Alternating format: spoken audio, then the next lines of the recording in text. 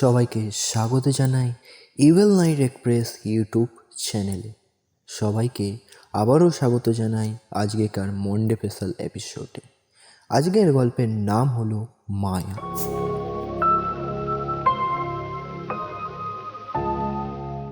দাদা, স্ক্যানার দিয়ে টাকাটা পে করে দিন। আমি হলাম রাহুল, একজন র্যাপিডো ড্রাইভার।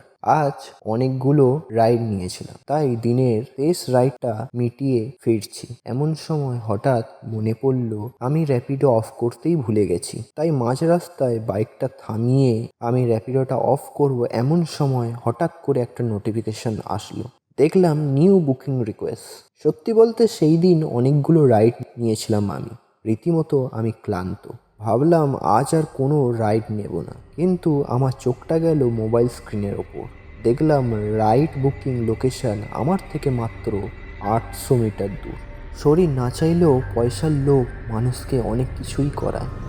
আমি আর বেশি কিছু না ভেবে রাইডটা অ্যাকসেপ্ট করে নিলাম। মোবাইলটা বাইকের মোবাইল হোল্ডারে আটকে বাইকটা আবার স্টার্ট দিলাম। কিছুটা পর যাওয়ার পর আমি লক্ষ্য করলাম একটা লম্বা হাইওয়ে, আর হাইওয়ের পাশে ঘন জঙ্গল। আশেপাশে কোনো গাড়িও পাস হচ্ছে না। রীতিমতো আমার গাড়ির হেডলাইটের আলো ছাড়া আর কোনো গাড়ির হেডলাইটের আলো দূর দূরান্ত অবধি দেখা যাচ্ছে না। কিছুটা পথ যাওয়ার পর দেখলাম মোবাইলে আর মাত্র 50 মিটার দূরত্ব দেখাচ্ছে। আর কিছুটা যাওয়ার পর হাইওয়ে রাস্তার পাশে একটা মহিলা সাদা শাড়ি পরে দাঁড়িয়ে আছে। রীতিমতো রাতের অন্ধকারে কিছুই দেখা যাচ্ছিল না, যতক্ষণ না আমার বাইকে হেডলাইটের আলো ওই মহিলার ওপর পড়ল।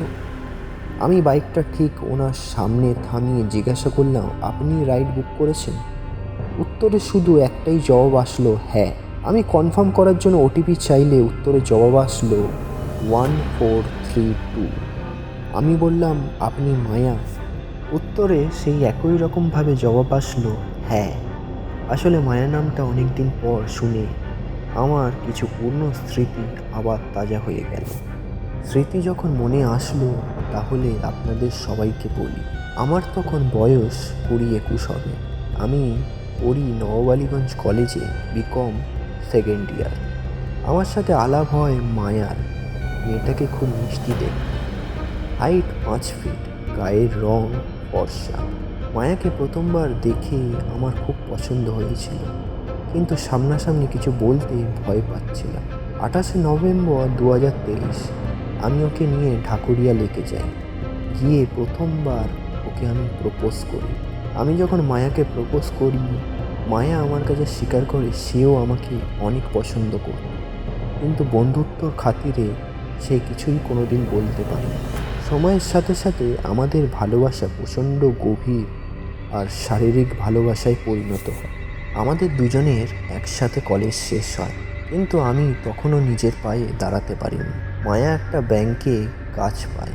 আমরা প্রায়ই দেখা করতাম ওর অফিসের শেষে। বেশ কয়েক মাস এরকমভাবেই চলে যায়। আমার প্রথম থেকে পড়াশোনাতে মন ছিল না, তার কারণে আমার মার্কশিটের নাম্বারও কম আসে মায়ার তুলনায়। আমি চাকরির জন্য বারবার ইন্টারভিউ দিলেও আমার চাকরিটা হচ্ছিল না। মায়া আমাকে এত ভালোবাসতো যে সে কখনো আমাকে ছেড়ে যাওয়ার কথা ভাবেনি। মায়া আমাকে সবসময় মেন্টালি সাপোর্ট করত, কিন্তু আমার মনে মনে যেই ভয়টা ঘুরতো শেষমেশ সেটাই হলো। মায়ার বাবা ছিল বদমেজাজি। আমাদের রিলেশনশিপের কথাটা শুনে 1 মাসের মধ্যে মায়ার বিবাহ ঠিক করে দেয়। মায়া আমাকে অনেকবারই দেখা করে বলেছিল আমরা পালিয়ে যাই চলো। সত্যি বলতে কোনোদিনই আমার সাহস হয়নি মায়াকে নিয়ে পালিয়ে যেতে। আমি রীতিমতো ঘরবন্ধ আর ডিপ্রেস হয়ে উঠি। মায়ার সাথে কথা হয়নি আজ দিন 20। শুনেছি মায়ার বাবা মায়ার ফোন কেড়ে নিয়েছে। মায়ার বিয়ের আগের দিন আমি ঘর বন্ধ হয়ে বসে আছি, হঠাৎ ফোনের নোটিফিকেশন আসলো। দেখলাম মায়া একটা বড় সড়ো মেসেজ হোয়াটসঅ্যাপে টাইপ করে পাঠিয়েছে।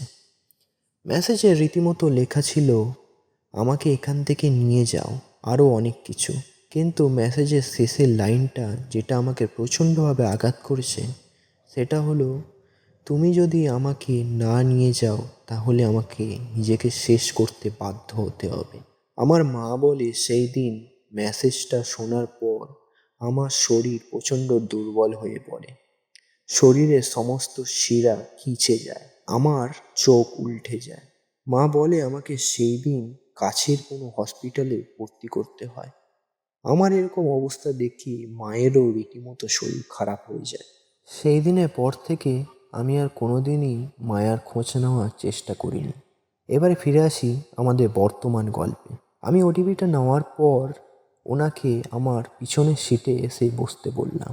আমি বুঝতেই পারলাম না উনি কখন এসে আমার পিছনের সিটে বসল। সাধারণত যখন কোনো ব্যক্তি বাইকের পিছনে এসে বসে, রীতিমতো বাইকের সাসপেনশনটা একটু শ্রিঙ্ক হয় বা একটু ঝাঁকুনি সৃষ্টি হয়, কিন্তু সেই সময় খুব অদ্ভুতভাবে আমি কোনো কিছুই অনুভব করতে পারলাম না। আবারও আমি এটাও ভাবলাম আমার হয়তো অসম্ভব ক্লান্তির জন্যে আমি খেয়াল করিনি। আমি আর বেশি কিছু না ভেবে বাইকটা স্টার্ট দিলাম। কিছুক্ষণ যাওয়ার পর আমি দেখলাম হাইওয়ের সাইডে দিয়ে একটা রাস্তা জঙ্গলের ভিতর চলে যাচ্ছে। আমি ওই মহিলাটাকে জিজ্ঞাসা করলাম, ম্যাডাম কোন দিকে যাব? উত্তরে উনি বললেন, ওই জঙ্গলের ভিতর দিয়ে যেই রাস্তাটা চলে যাচ্ছে সেই পথটা। এক সেকেন্ডের জন্য আমার গলাটা শুকিয়ে যায়। আমার মনে ভাবনা আসলো, এই জঙ্গলের ভেতর দিয়ে যাব, যদি কোনো পশু আক্রমণ করে। আমি বাইকটা ওই মোড়ের মাথায় থামিয়ে আমি বললাম, ম্যাডাম এর থেকে বেশি আমি আর যেতে পারবো না। বড় গম্ভীর সুরে আমার পিছন থেকে আওয়াজ আসে, আপনি যদি এই রাস্তা ধরে যান তাহলে আপনাকে আমি ডবল ভাড়া দেব। ডবল ভাড়া কথাটা শুনে আমি একটুখানি থমকে যাই। ভাবলাম এমনি মহিলাটি একা, তার ওপর যার রাস্তা, যদি কোনো কিছু হয়ে যায় তার থেকে ভালো ওনাকে পৌঁছে দেওয়াটাই বুদ্ধিমানের কাজ হবে। আমি আর কিছু না ভেবে ওই নির্জন অন্ধকার জঙ্গলে রাস্তা ধরলাম। কিছুটা পথ যাওয়ার পর হঠাৎ আমার পিছন থেকে একটা ভয়ঙ্কর শয়তানি আওয়াজ আসে আমার কানে। সে বলে, কি গো, এখনো আমাকে চিনতে পারলি না? আমি সেই মায়া যাকে তুমি মাঝপথে কাপুরুষের মতো ছেড়ে দিয়েছিলে। আমি সেই মায়া। আমি কথাগুলো শুনে রীতিমতো আমার মাথায় সেই পুরনো স্মৃতিগুলো আসে। সে বলে, তোমার আশায় চেয়েছে আমি আমার প্রাণ হারাই। তুমি একজন স্বার্থপর মানুষ, কিন্তু আমি তোমাকে খুব ভালোবাসতাম। আজ আমি এত বছর পর তোমার কাছে আবার এসেছি তোমাকে আমার সাথে নিয়ে যেতে। কথাগুলো শুনে আমার রীতিমতো কপাল থেকে ঘাম টপ টপ করে পড়তে থাকে। আমার শরীরে আস্তে আস্তে অবশ হয়ে যায়।